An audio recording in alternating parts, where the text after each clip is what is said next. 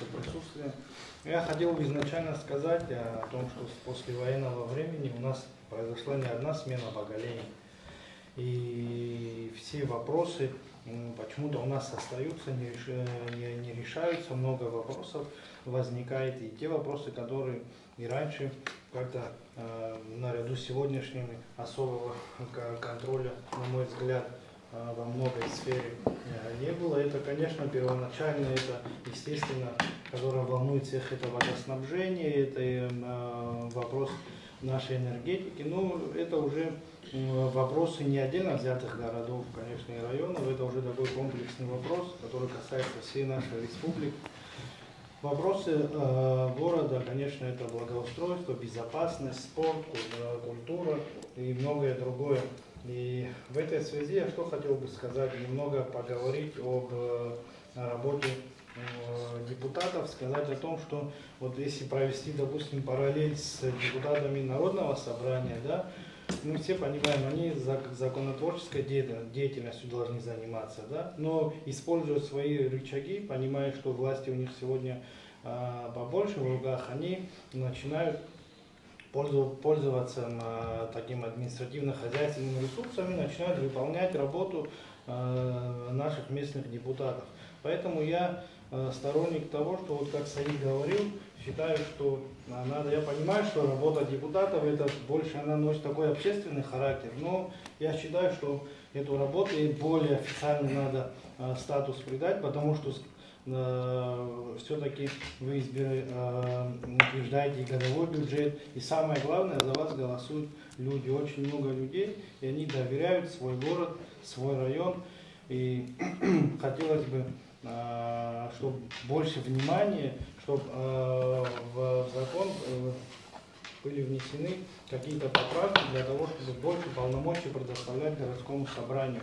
Вот если, допустим, вернуться вот к вопросу безопасности, я знаю, что министр внутренних дел предоставляет кандидатуру начальника управления внутренних дел, и в течение 3 месяцев должны утвердить эту должность. Но насколько я знаю, вот я интересовался, да, ребята меня побрали, насколько я знаю, что он по сегодняшний день не утвержден. И вот мне интересно, почему, если уже получается, что... Мы его не видели просто. Я закончу. То есть уже все сроки, получается, да, и как вообще такой момент получился. То есть это не потому, что кого-то задеть хочу, а говорю потому, что нет определенного внимания к работе депутатов. И, конечно же, расширение полномочий – это очень важный такой аспект, потому что еще проблема такая, вот как гражданину, да, вот как человеку, я сухумчанин, мне интересно, почему у нас в Сухуми нет своего канала телевизионного. Есть телевизионный канал в городе Гал, есть в Гаграх, есть, а у нас столица, понимаете, да, Удауки у нас столица, и хотелось бы, чтобы в этом направлении работа шла, потому что вот Саид сказал по поводу, еще я хотел бы добавить по поводу архитектуры города. Я знаю, что и также и утверждаете вы главного архитектора города, правильно? И знаю, что потом особых полномочий, да, привлекаться в эту работу у вас не получается. Нет таких механизмов, как бы, что вы уже приняли какое-то более активное участие, вели контроль там, за тем, как там, деньги тратятся там, на то или иное восстановление любого объекта.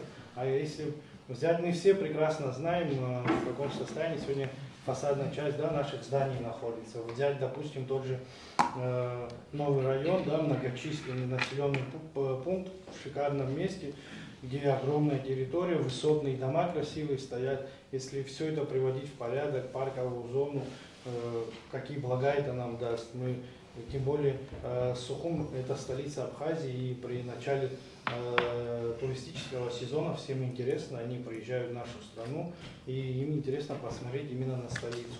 Поэтому, мое мнение, я бы хотел бы поддержать депутатов в плане того, что я считаю, что больше официального статуса и больше полномочий надо передать ребятам. И завершая, я просто хотел бы сказать о том, что нет никого, да, вот здесь присутствующих, да, семьи, кого не коснулась бы война и послевоенное время. Мы не случайные люди, мы, что хочется, и мы не гости в нашей республике, да, мы все знаем чаяния нашего народа, какие проблемы, что у нас в стране происходит, к чему надо нам идти. Я говорю к тому, что я считаю, что сегодня происходит смена поколений. Почему я сегодня сюда пришел? Потому что я считаю, что сегодня у нас есть дурной пример от многих наших старых бывалых политиков, как не сделать плохо. Я считаю, что сегодня мы должны объединиться все вместе на таких терминах, как справедливость, равенство, единство, и должны объединиться все вместе и пойти единым фронтом для обеспечения хорошей жизни, которую заслужили наши граждане.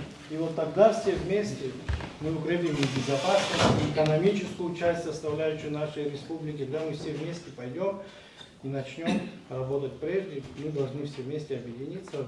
Я считаю, что время пришло нового поколения начать действовать и работать согласованно. Я благодарю.